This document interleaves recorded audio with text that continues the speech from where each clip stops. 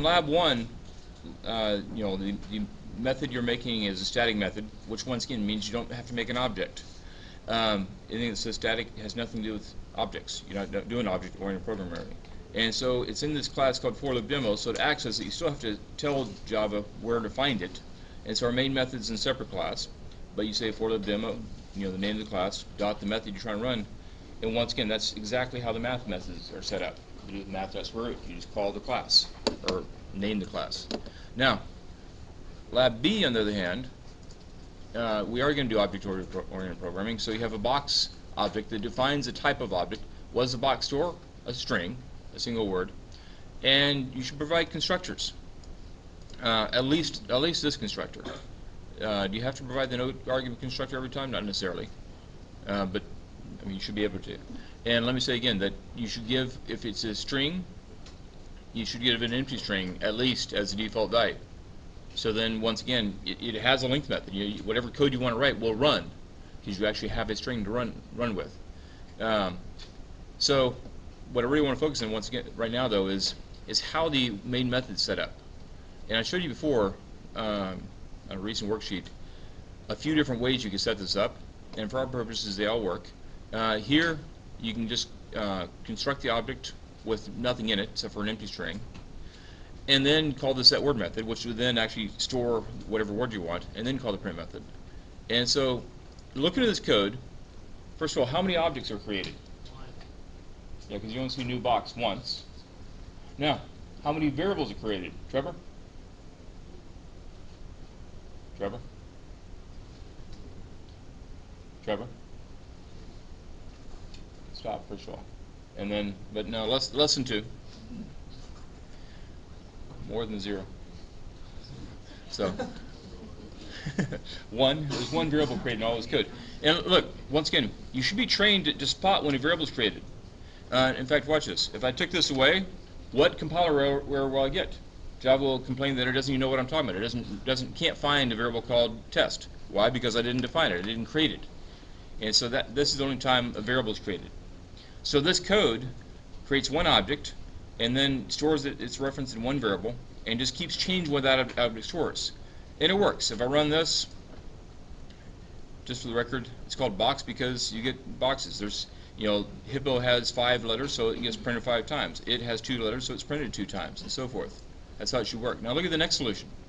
It works the same way, by the way. I'm not going to run it, but you can produce the same output. Now, how many objects are created by this code? More than 1. 5. You see it says new box once, twice, thrice, 4 times, 5 times. I don't know what comes after thrice. How many variables are we using? I said thrice. 1 variable the whole time. And so what happens here is Java creates a box object storing Hippo and stores it. And so it's like, once again, there's a house somewhere, I know the address of the house. And then a new house is created, and now I know the address of the new house. What happened to the address of the old house? Well, I forgot it, because I'm a dumb variable that can store one thing only. I'm not a human that can store, 5 different addresses. And so I'm saying that what happens here is you keep creating new objects, but then they get disposed of because the variable keeps storing the new object. So when you're done, all you have access to is the last object. All the rest have been disposed of. If you want to keep them all, you need 5 different variables. So this code creates 5 different variables and stores the references to those objects, or the addresses of those objects, in 5 different, I think I said that backwards. It creates 5 objects and stores them in 5 different variables. Now this is an inefficient way to do this. What we'll do after this is arrays, which you've seen arrays before, but not in Java, but you can get the idea that it'd be better to make an array just for all 5 objects in. But we'll do that later. So, listen, for our purposes, any one of these is fine. You just need to have your program test all these cases and work, and we're good.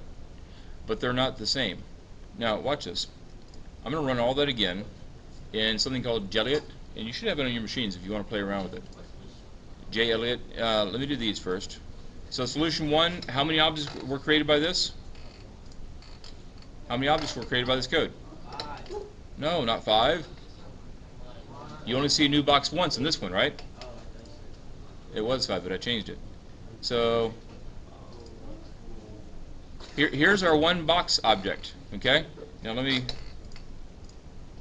hold on. So right now the object is storing hippo. Okay. And if I keep letting it play, that object is going to change what it stores. How does it change what it stores? By the set method. The set method stores a new value. So it replaced hippo. Well, it's getting there. Okay. It's trying to... Okay, if you look at the bottom of the screen, so far it's printed hippo 3 times. It's going to print it 5 times. And so it's trying to run through this loop. Let me speed it up because that's going to be painful to watch. But it's going to print hippo a 4th time and then a 5th time. Every time you see it, you see the hand come on the screen. Every time it prints something, that's the way they showed it. It's like it throws it up to the screen, and that's how they show that. All right, now we're on to A, B, C, D. And now it's starting to print that. And how many times will it print that? 4 times, because it's 4 characters. Now, once again, in all this, how many objects are there? Just this one box object. How many variables are there? Let's see. I don't know if I can... Well, the answer is 1. I don't know if we can see that variable right now. All right. Do we have to play with Jelly? Do you have to? No. Let me try the next one. How many objects were created by this code? 5 different objects. And so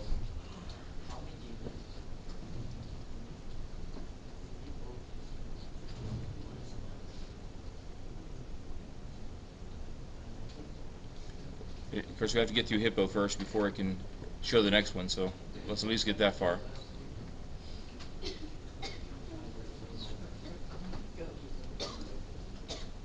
Now, look at this. I paused it. It's in the act of creating the new box. Okay. So in the box so far, the object has been created. It's not even storing A, B, C, D yet. That hasn't happened yet.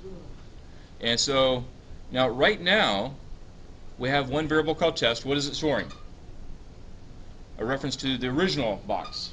Remember, if I scroll up here, we had the original box, and now we're about to create this one. And so once again, it's done this part here where it creates the box. Hasn't stored the text yet. Let me step. And so now we have a new object created.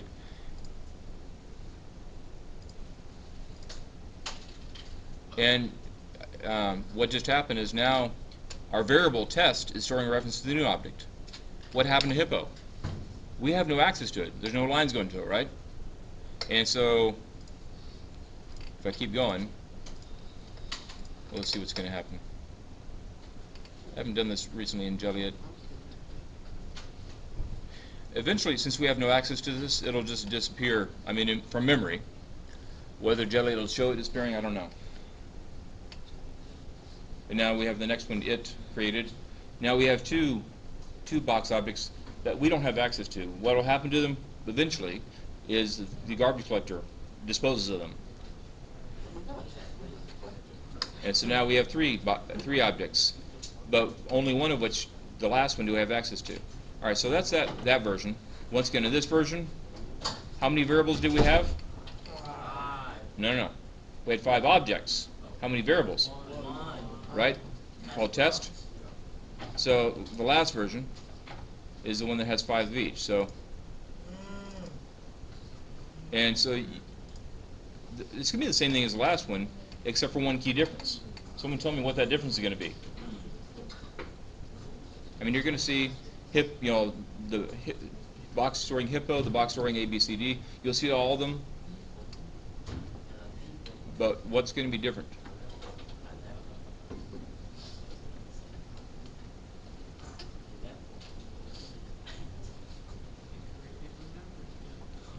It now has 2 different variables, so we still have access to the hippo box.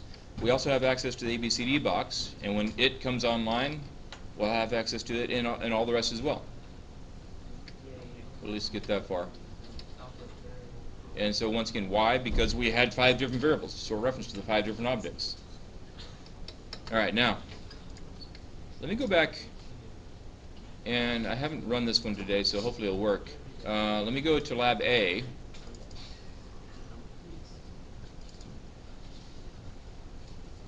Okay, and compile, hopefully it compiles, run.